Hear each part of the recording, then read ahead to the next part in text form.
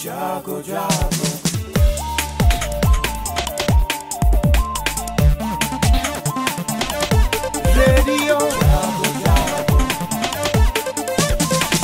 Radio जागो 90.4 FM। नमस्कार, ये रेडियो जागो 90.4 FM है।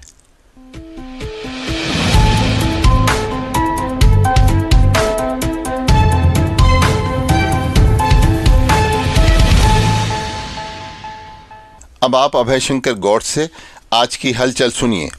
ऑस्ट्रेलिया ने दक्षिण अफ्रीका को हराकर रविवार को अहमदाबाद में भारत के खिलाफ फाइनल खेलने का अधिकार हासिल कर लिया है। अब भारत और ऑस्ट्रेलिया में विश्व कप का फाइनल होगा। कल कलकत्ता के ईडन गार्डन्स में आईसीसी विश्व कप के दूसरे सेमीफाइनल में दक्षिण अफ्रीका और ऑस्ट्रेलिया में कांटे की टक्कर का मुकाबला हुआ। ऑस्ट्रेलिया ने दक्षिण अफ्रीका को 212 रन पर समेट दिया। मध्य प्रदेश की सभी 230 व छत्तीसगढ़ की शेष 70 सीटों पर आज मतदान हो रहा है। छत्तीसगढ़ में पहले चरण में 20 सीटों पर 7 नवंबर को मतदान हो चुका है। 3 दिसंबर को मतगणना होगी। बीते 5 वर्ष में 2 सरकारें देख चुके मध्य प्रदेश में नई सरकार चुनने के लिए मतदाताओं के सामने पुराने ही यानी एक बार फिर मुख्यमंत्री शिवराज सिंह चौहान और पूर्व मुख्यमंत्री कमलनाथ के चेहरे आमने सामने हैं। मतदाताओं ने 15 महीने की कमलनाथ सरकार देखी और 3.5 वर्ष की शिवराज सरकार 17 नवंबर को मतदान दोनों के कामकाज की तुलना का अपना मत देगी। उत्तर प्रदेश में एसडीएम कोर्टों में लंबित मामलों को लेकर सरकार का सख्त रुख हुआ है। संपत्ति के बंटवारे लटकाने वालों के खिलाफ अब कार्रवाई की जाएगी। गैर विवादित संपत्तियों के बंटवारे को लेकर लटकाना अब उप जिलाधिकारियों को महंगा पड़ सकता है। राजस्व परिषद यह पता लगाने जा रहा है कि आने वाले आवेदकों की सुनवाई तय समय पर क्यों नहीं हो पा रही है। लापरवाही की पुष्टि होने पर ऐसे एसडीएम को हटाने के लिए नियुक्ति विभाग को लिखा जाएगा। प्रदेश में 16 अक्टूबर 2023 तक कुल 4,82,000 संपत्ति बंटवारे के मामले आए, जिसमें से 3 लाख मामलों का निस्तारण हुआ और अभी 1,68,000 मामले लटके हुए हैं। मुख्यमंत्री ने इसको लेकर गंभीर रुख अख्तियार किया है और मुख्यमंत्री योगी आदित्यनाथ गैर विवादित मामलों में संपत्तियों का बंटवारा तय समय पर कराने के निर्देश पहले ही दे चुके हैं, जिससे विवाद की स्थिति पैदा न हो और लोगों को राहत मिल सके।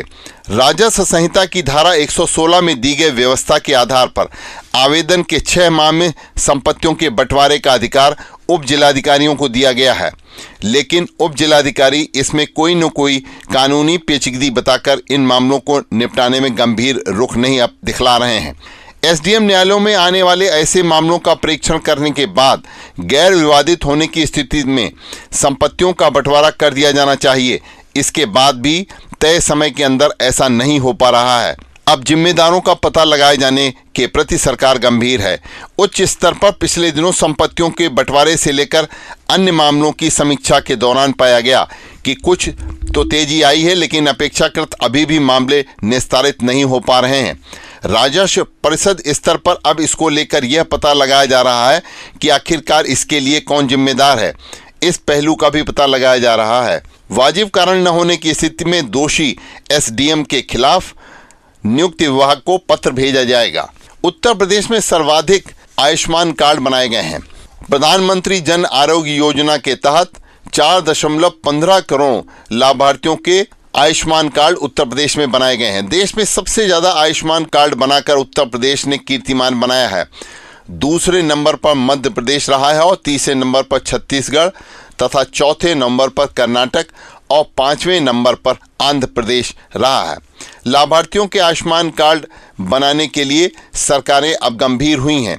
आयुष्मान कार्ड बनाने के लिए जिलों में कैंप लगाए गए हैं और ज़्यादा से ज़्यादा पात्र लोगों को इसकी सुविधा दिलाए जाने पर जोर दिया जा रहा है। उत्तर प्रदेश में आयुष्मान कार्ड बनाने में हरदोई जिला प्रथम स्थान पर रहा है। परिषदीय स्कूलों में विद्यार्थियों की उपस्थिति बढ़ाने पर जोर दिया जा रहा है। अभी परिषदीय स्कूलों में प्रतिदिन औसतन 60% विद्यार्थी ही आ रहे हैं। ऐसे छात्र जो आए दिन किसी न किसी कारण से स्कूल नहीं आते, उनकी सूची तैयार की जाएगी। ऐसे छात्र जो लगातार 3 दिन तक स्कूल नहीं आएंगे, उनके अभिभावकों को फोन कर शिक्षक पूछताछ करेंगे। यदि कोई विद्यार्थी लगातार 6 दिनों तक स्कूल नहीं आता है तो फिर शिक्षक उसके घर जाएंगे और अभिभावक से बातचीत भी करेंगे। उत्तराखंड में 48 घंटे बाद भी अब मजदूर अभी फंसे हुए हैं, लेकिन नई मशीन से ड्रिलिंग शुरू हुई है।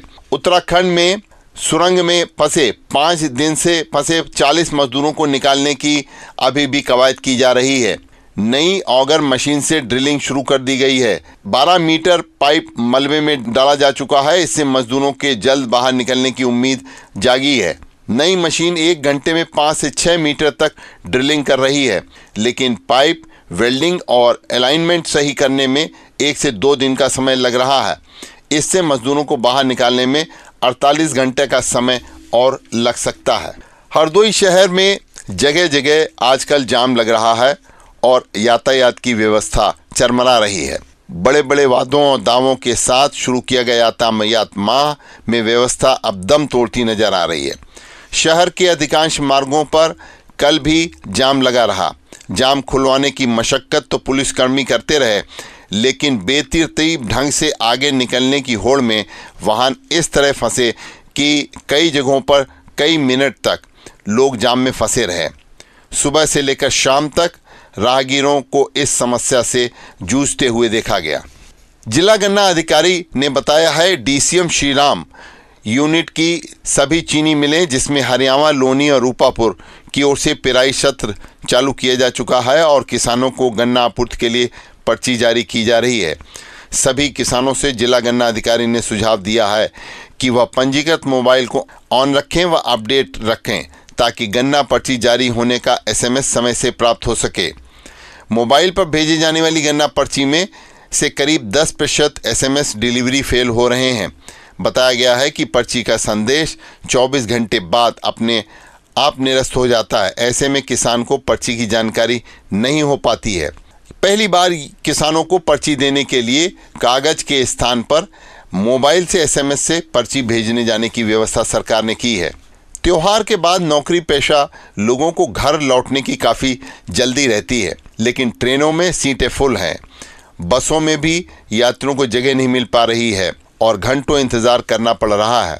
हरदोई के स्थानीय बस स्टैंड से 132 बसों को नियमित संचालित किया जा रहा है, लेकिन यहां से रोज़ औसतन 10,000 यात्री सफ़र करते हैं, मगर त्यौहार पर इनकी संख्या बढ़कर 18 से 20,000 तक पहुंच जाती है।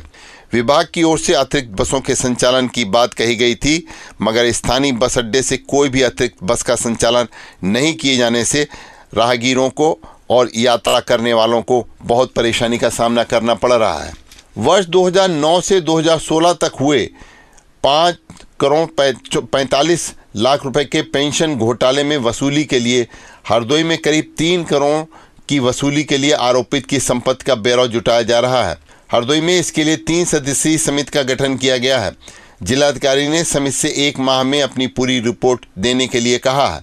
कोषागार से पेंशन में होने वाले भुगतान में 61 मामलों में 5 करोड़ 45 लाख रुपए से अधिक का घोटाले की पुष्टि हुई थी।